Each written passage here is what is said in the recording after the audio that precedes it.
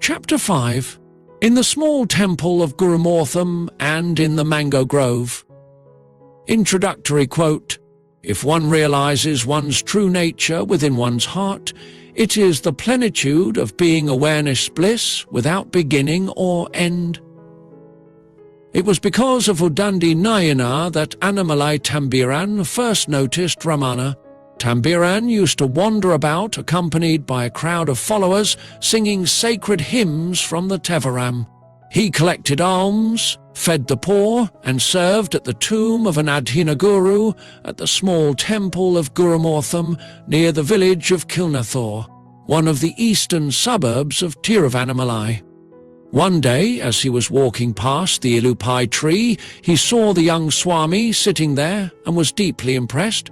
From that day on, he accompanied Udandi Nayana.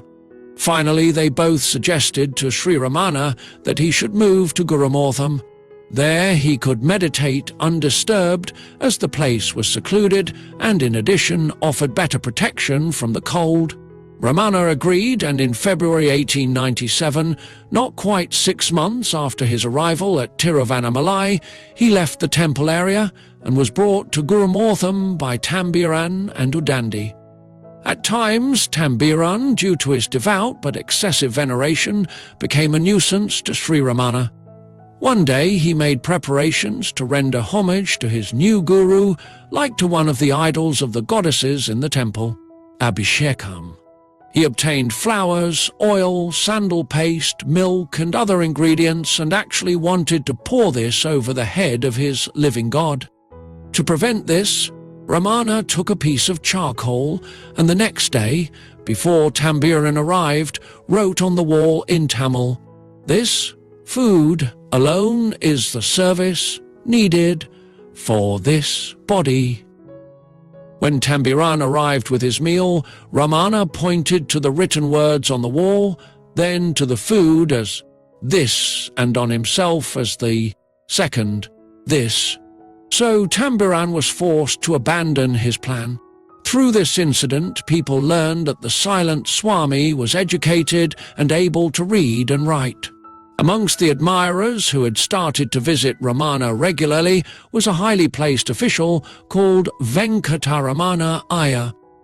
When he realized that the Swami was able to write, he felt he must find out his name and where he came from.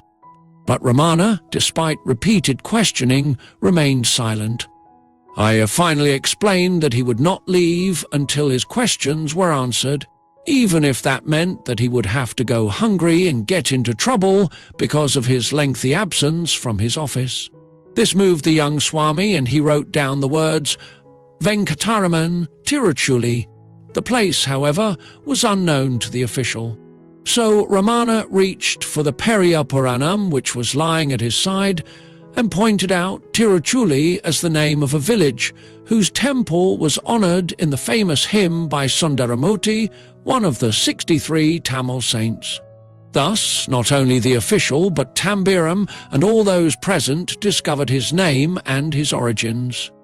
From now on, Ramana was no longer nameless and unknown. Ramana was absorbed in deep samadhi most of the time, unaware of his body, which he neglected, completely disregarding his outward appearance. He was filthy, his hair had grown very long and had become a dishevelled and matted mass, and his fingernails had grown so long and crooked that he was unable to use his hands for any useful purpose. Neither Tambiran nor Udandi did anything about this, and he himself felt no need to change his bodily condition. Only later, when Palaniswami took care of him, did the daily bath become a routine. Once, however, he was forced to bathe, and on another occasion to have a shave. Even so, a lady, by name Minakshi, who used now and then to bring food to give me, one day brought a large pot and began to boil water. I thought it was for some use for herself, but, taking from a basket some oil, soap nut, etc., she said, "Swami, please come." I did not move, but would she keep quiet? She pulled me by the arm, made me sit, smeared the oil all over my body, and bathed me. The hair on the head, which had got matted for want of care, was now spread out and hung down like the mane of a lion. Shaving was also like that.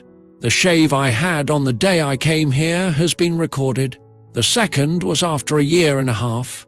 The hair had got matted and woven like a basket. Small stones and dust had settled down in it, and the head used to feel heavy. I had also long nails and a frightful appearance. So people pressed me to have a shave, and I yielded. When my head was shaven clean, I began to wonder whether I had a head or not. It felt so light. I shook my head this way and that to assure myself that it was there. That showed the amount of burden I had been carrying on my head. About an unsuccessful attempt to shave him when he was still living at the Subramanya shrine, he reported, "One Nilakanta Aya used to come there frequently. One day he came prepared for the purpose. Thinking that he had come as usual, I kept my eyes closed. Without saying a word to me, he stood some way off opposite me. I heard a tip-tap behind me, so opened my eyes. I saw a barber sharpening his razor. I left the spot immediately without saying a word. Poor man, he realized that I was not willing to be shaved, and so had gone off.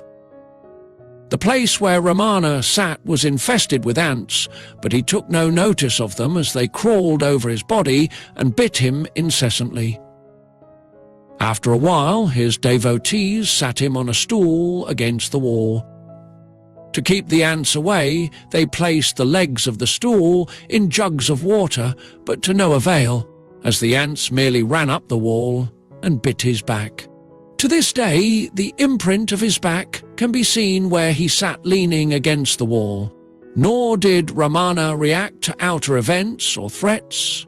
Once thieves came into the garden at Gurumurtam to steal tamarinds. When they noticed the young Swami sitting under one of the trees and not paying the least attention to them, one of them said to the others that he would trickle the caustic juice of a plant into his eyes to see if that would make him react. But Ramana remained unmoved. Finally, they gave up their plans and vanished with the fruits of their labor. Day by day, Sri Ramana's fame grew. People flocked to admire this extreme example of self-denial. Some said, "This Swami must be very old," and pointed to his long fingernails. They thought that he had used yoga to keep his body young, but that, as his nails had grown so long, he must actually be very old. Others were convinced that with so much saintliness, he could fulfill all their wishes for prosperity, health, children, and of course salvation from the cycle of rebirth. They therefore laid offerings at his feet and sang his praises. The result of all this was increasing disturbance for him, so that eventually a bamboo fence was constructed around him for his protection. During the first 2 months spent in Gurumurtam, Tambiram used to give him some of the food which had been offered at the Gurumurtam shrine. But then Tambiran went away. After first asking Udandi to look after the Swami, he promised to be back in a week, but in fact only returned a year later. Some weeks after he left, Udandi also had to return to his own mutt. So suddenly no one was there to care for Ramana. But, as a result of his increasing fame, food was always brought to him. After the departures of both Tambiran and Udandi, the only problem was that there was no one there to keep the crowds away. This problem was finally solved when Palaniswami joined him. Palaniswami was a Malayali from Kerala and at least 20 years older than Sri Ramana. He paid homage to the idol of goddess Ganesha in a temple in the town. His only food was food which had been offered to Ganesha, which consisted of a single meal a day, to which he added no spices, not even salt.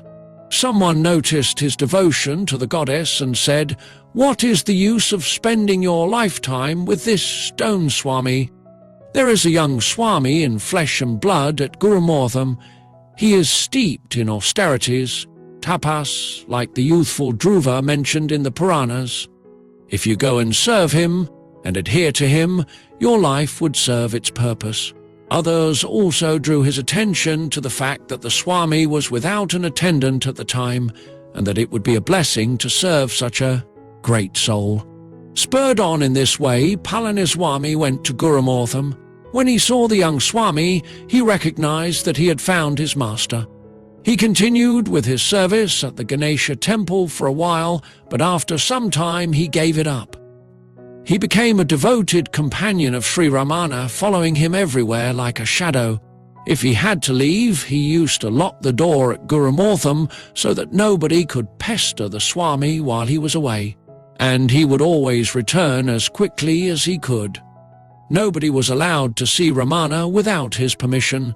He would accept the various food offerings from visitors, mix them up into a paste, and at noon give Ramana a cupful of it to eat. The rest he gave back as prasad to the visitors. This single meagre meal was just enough to survive on. Ramana's body became as thin as a skeleton.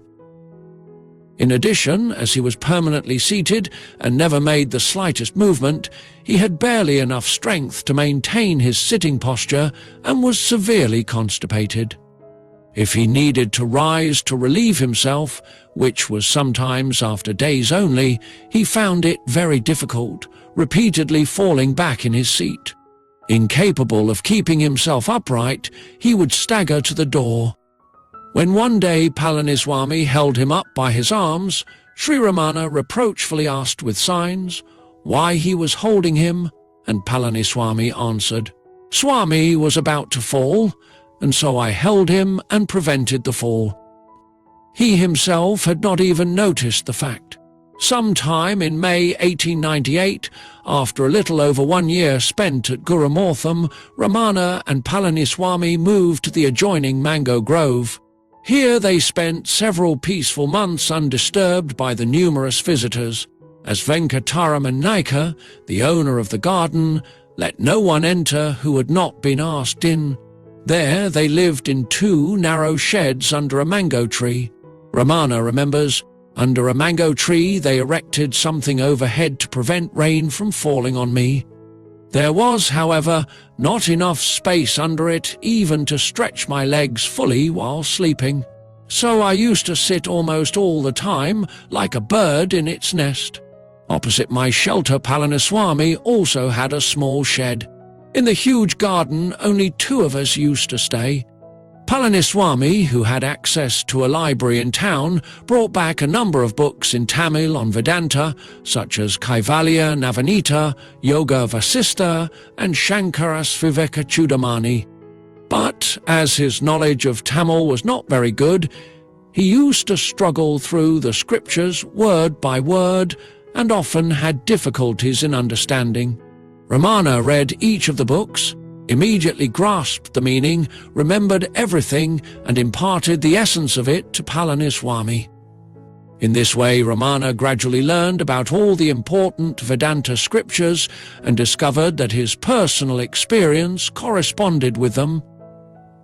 The experience he had had on the upper floor of his uncle's house in Madurai was exactly the same as the experiences he found described in the scriptures. Thank you for listening. Please subscribe to Biography Central channel and share with your friends. This will help us reach more viewers.